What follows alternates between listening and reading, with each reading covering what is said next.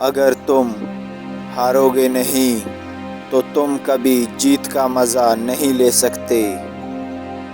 ہمیشہ خوش رہا کرو، کیونکہ یہ بہترین انتقام ہے ان لوگوں کے لیے جو آپ کو اداس دیکھنا چاہتے ہیں۔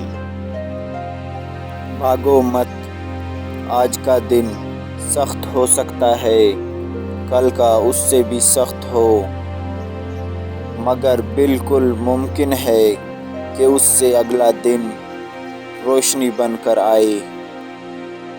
خواب جن کے اونچے اور مست ہوتے ہیں، امتحان بھی ان کے زبردست ہوتے ہیں۔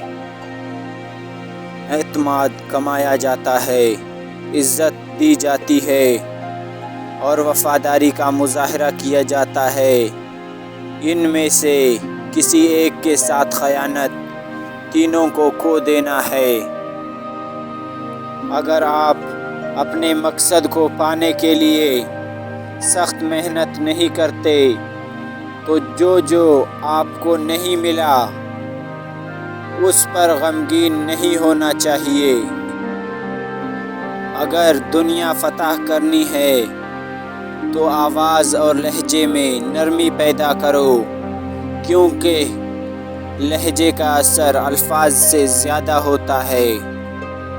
زندگی میں جب بھی ہمارا خود سے سامنا ہوتا ہے تو سمجھ آتا ہے کہ ہم نے دوسروں کی خاطر اپنا کتنا دل دکھایا ہے۔ دو چیزیں اپنے اندر پیدا کر لو، چپ رہنا اور معاف کرنا، کیونکہ چپ رہنے سے بڑا کوئی جواب نہیں اور معاف کر دینے سے بڑا کوئی انتقام نہیں۔